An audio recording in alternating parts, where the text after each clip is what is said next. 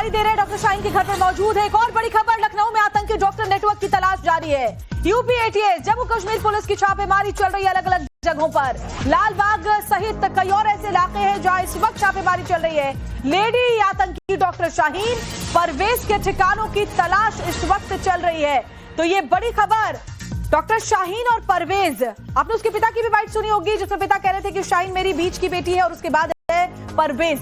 अब इनके ठिकानों की तलाश, यानी लालबाग का जो घर है, इसके अलावा और कौन कौन से ठिकाने थे और कौन सी जगह थे और कौन कौन से लोग थे विनोद जिनके साथ ये लोग संपर्क में थे, क्योंकि नए नए नहीं आए थे, काफी वक्त से यहाँ रह रहे थे। किसी को कानो कान खबर नहीं थी कि ऐसा आतंकी मंसूबा ये अपने मन में पाले हुए हैं।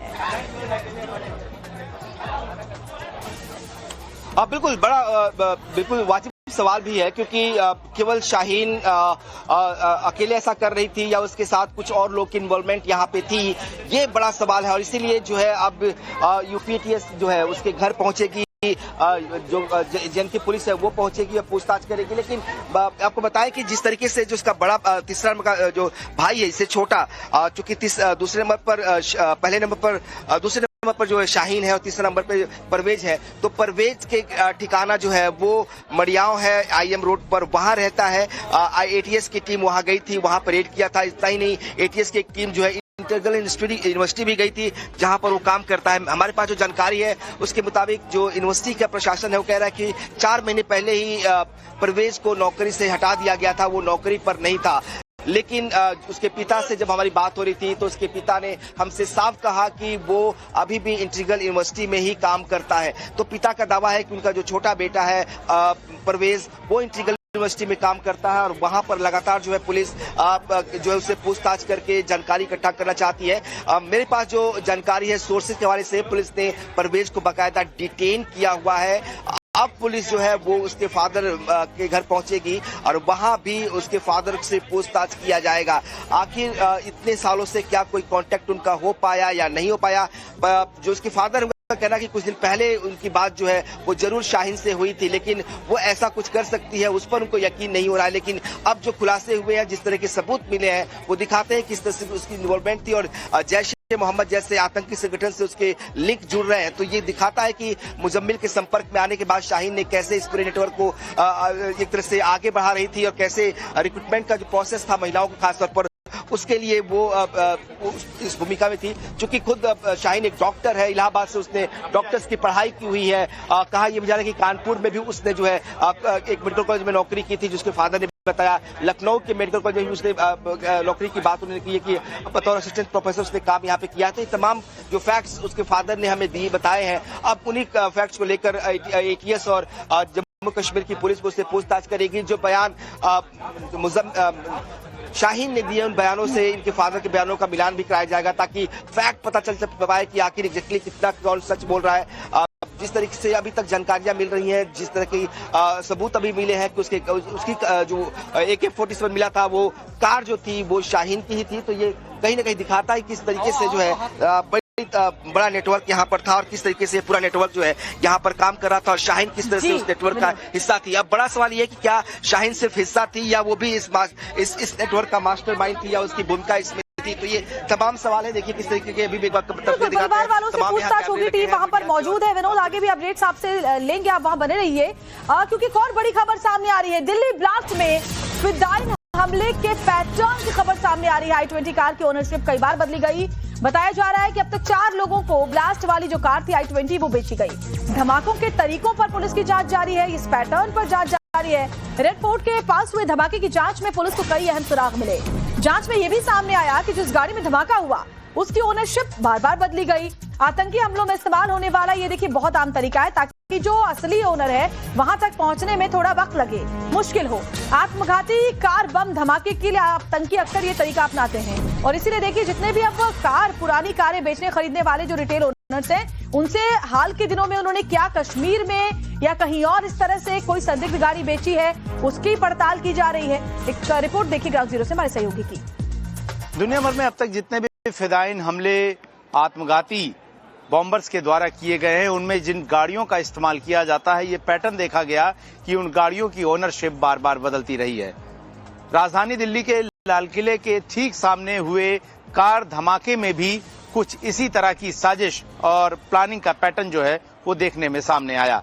दरअसल जिस I-20 कार में धमाका होने के बाद आसपास बड़े स्तर पर लोगों को नुकसान पहुंचा और कई लोगों की जान गई और लोग घायल हुए, इस आतंकी धमाके में भी इस्तेमाल की गई I-20 कार की ओनरशिप कई बार बदली गई और यही वजह है कि इस मामले की जांच कर रही NIA, दिल्ली पुलिस की स्पेशल सेल, NSG और तमाम जो खुफिया जांच एजेंसियां हैं इस कार की ट्रैवल हिस्ट्री और इसकी ओनरशिप का पैटर्न पता लगाने में जुट गई हैं। जो जानकारी मिली जब इस गाड़ी के बारे में जिक्र हुआ तो इस गाड़ी की ओनरशिप जो है वो सबसे पहले गुड़गांव के एक सलमान के नाम पर निकली, लेकिन सलमान ने अपने कागज दिखाया और पता लगा कि उसने ये गाड़ी जो है वो एक देवेंद्र नाम के शख्स को बेच दी थी। देवेंद्र ने नदीम को बेच दी थी और नदीम ने ये गाड़ी उसके बाद पुलवामा के रहने वाले तारिक को बेच दी थी। तो अब तक 4 लोगों द्वारा इस गाड़ी की ओनरशिप रखी गई और उसके कई बार ट्रांसफर हुए। फिर इस वक्त की है क्योंकि शाहीन को लेकर जिस तरह की लगातार चर्चाएं थी, जब उनके पिता से हमने बात की थी तो उन्होंने बताया था कि शाहीन की दूसरे नंबर की बेटी है और वो इसी मकान में रहती थी। इलाहाबाद में वो मेडिकल की पढ़ाई करती थी और महाराष्ट्र में उसकी शादी हुई थी। जो जानकारियां फादर ने दी है उन जानकारी के आधार पर अब जो है यूपी ATS और जम्मू कश्मीर की पुलिस जो है उनसे पूछताछ कर रही है। कैमरा पर्सन विशाल वर्मा के साथ ब्रह्मस्टार टाइम्स भारत, लखनऊ। पीछे को लेने दो, हमारी ID पे आ भी गए लेकिन रोक दिया गया। अब ये बात जवाब देनी चाहिए बुजुर्ग को मीडिया में कहाँ द्वारा है देखो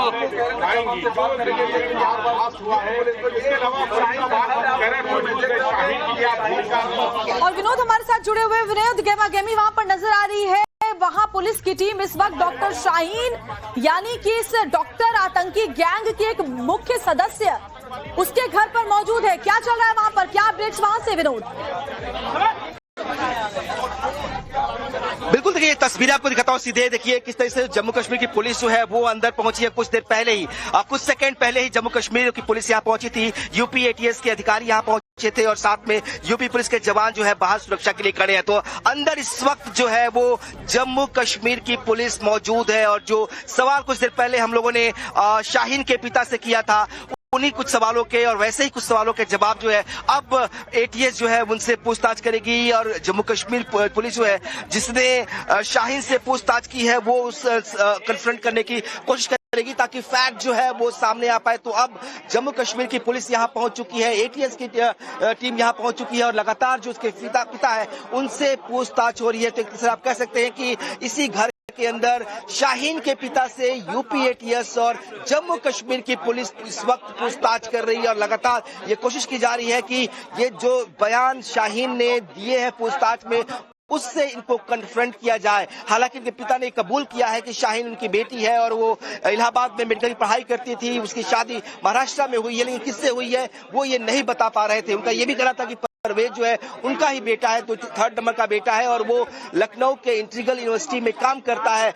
पुलिस की टीम ATS की टीम इंटीग्रल यूनिवर्सिटी पहुंची थी और परवेज के उस ठिकाने पहुंची थी मड़ियाव में जहां वो रहता है। उसके बाद अब देखिए एक बार फिर तस्वीरें दिखाने की कोशिश करते हैं कि कैसे पुलिस की टीम जो है उसके घर के अंदर दाखिल हो गई है और उससे शाहीन के पिता से जो है शहीद शाहिद नाम है उनका, उनसे पूछताछ इस वक्त जो है यूपी ATS और जम्मू कश्मीर की पुलिस कर रही है। तो ये तस्वीरें उनके घर के सामने की, पतला सा एक छोटा सा मकान है, 3 मंजिला मकान दिखाता है आपको किस तरीके, छोटा सा एक पतला सा मकान आप देखिए किस तरीके से।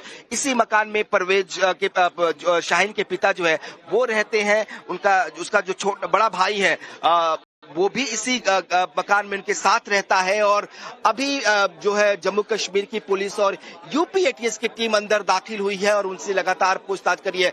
बहुत सुबह आप कह सकते हैं 11 बजे से ही ATS और जम्मू कश्मीर की पुलिस इस इलाके में रेड्स कर रही थी, अलग अलग इलाकों में घूम रही थी और आखिरकार उस घर पर पहुंची है जहां पर शाहीन के पिता रहते हैं, जहां पर कुछ देर पहले हम भी पहुंचे थे और उसके पिता से बात की थी। तो अब ATS और जो जम्मू कश्मीर की पुलिस है वो भी यहाँ पहुंची हुई है और पूछताछ करेगी ताकि जो बयान शाहीन ने दिए थे उसको कन्फ्रंट किया जा सके, आखिर वो सच बोल रही है या पिता कितना सच बताते हैं।